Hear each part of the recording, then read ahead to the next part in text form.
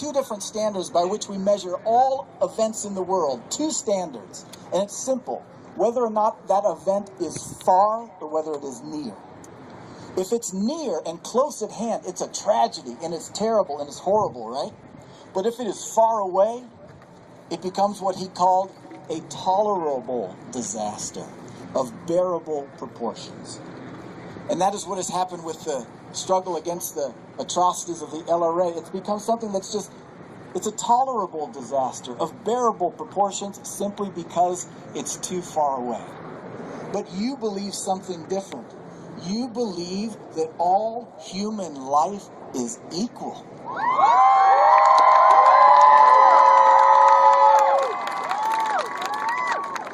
You believe that they actually matter, those who today are running in terror and fear from violence. That it doesn't matter whether they are near or whether they are far. In the sight of God and in the sight of all that is true, they deserve compassion and they deserve a defender. And you will be the ones who do that.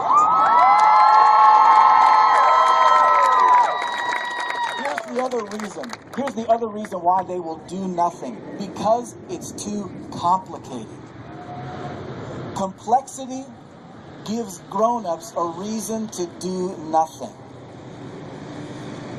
Instead of fighting through the complexity, because things are complex, things are complicated, but instead of fighting through the complexity to get to a place of clarity so we can act, what happens is we allow the complexity to become what Martin Luther King Jr. said, the paralysis of analysis. So what we need to do is to fight through the complexity of things and make sure that we nevertheless act. Because history clarifies all the complexity. You know that 200 years ago, slavery was complicated for people. For your great-grandparents, Nazis in Germany for a number of decades were complicated. Apartheid in South Africa, for your parents, would have been a complicated issue for a while. Rwanda and the genocide was complicated. But what you know is that none of that is complicated now.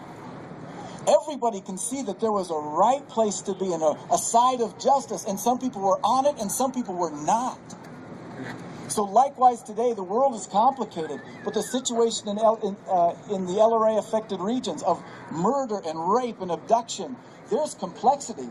But that's a reason to think hard and to work hard through the complexity to get to a point of clarity so that we can act. And that's what you need the strength to do.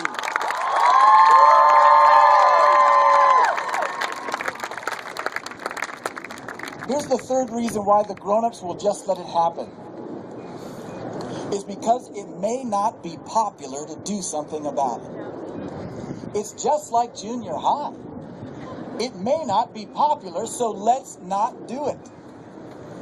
The reason the Rwandan genocide happened, why they let the adults let it happen, there was a fear of the voters wouldn't think it was a popular thing to do.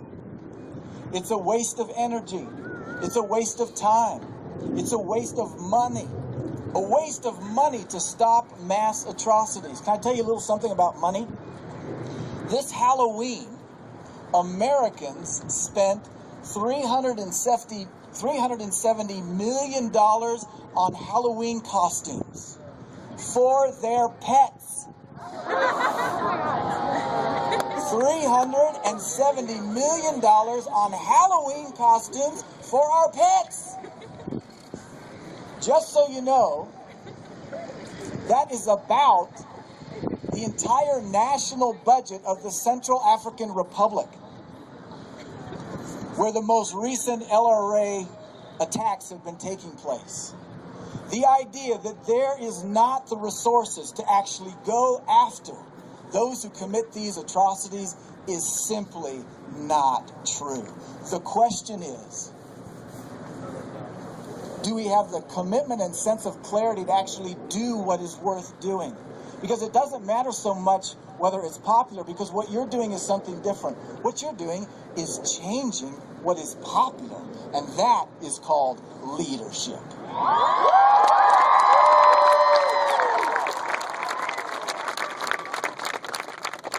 You've turned the tide. You've made Coney famous. You've turned the tide. You've moved the world now to make a commitment to stop it. You've actually moved the U.S. government and President Obama to actually send capacities now to actually remove Kony from the field. You have turned the tide, but now you gotta finish the job. I'm so glad you're going dancing tonight. Yeah. I am so glad. Because any struggle that is worth fighting for is both a march and a dance.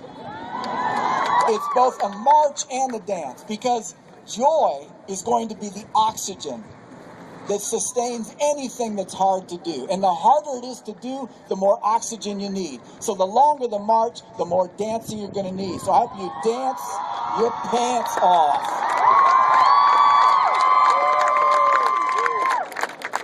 But then after the dance is done, you get back to the march and finish the job. Any fight worth fighting takes a long time. My colleagues with International Justice Mission not long ago sent a man away to prison who had been enslaving scores of innocent men, women, and children in just a completely abusive, grinding life of slavery inside a rice mill. In order to send that one man to justice, it took my Indian lawyer colleagues in India 6 years to send that one man to prison. Not only that, it took them 6,000 hours at the courthouse. That's 1,000 hours more than any of you spent in 4 years of high school. And that is what it was required to make sure that this one man who is enslaving other human beings was being restrained and brought to justice. And you, likewise, need to do whatever it takes to finish the job.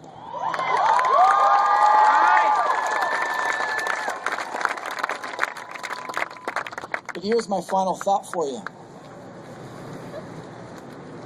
Kony is more committed than you. Kony is more committed to you. Think about this. What happens if he fails?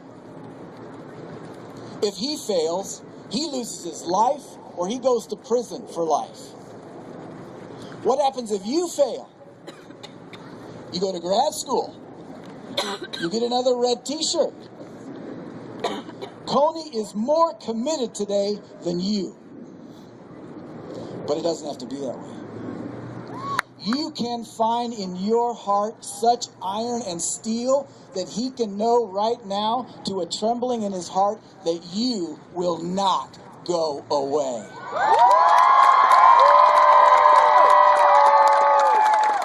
Right now, just decide that you will finish the job, because you have two convictions. One, that all human life matters.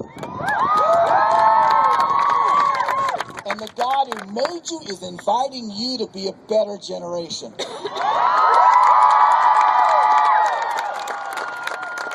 Because the God of history does take attendance.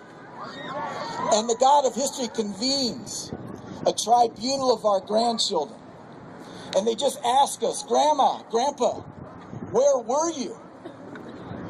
Where were you when the Nazis were murdering the Jews by the millions in Europe, and the Jews were leaving the shores of Europe and trying to get into the United States, and you wouldn't let them in?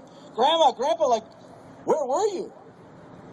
Where were you when black citizens in the South were just trying to register to vote, and they're getting the snot kicked out of them just because they wanted to vote?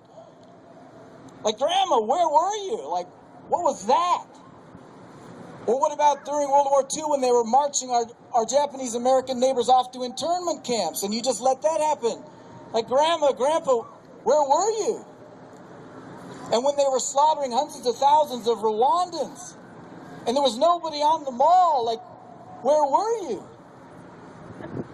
Likewise, when our grandkids ask us, hey, what about that Kony and about that LRA and all the abductions and the violence and the murder, like, where were you? Grandma, Grandpa, where were you? And I hope you can say, I showed up. And I showed up on time.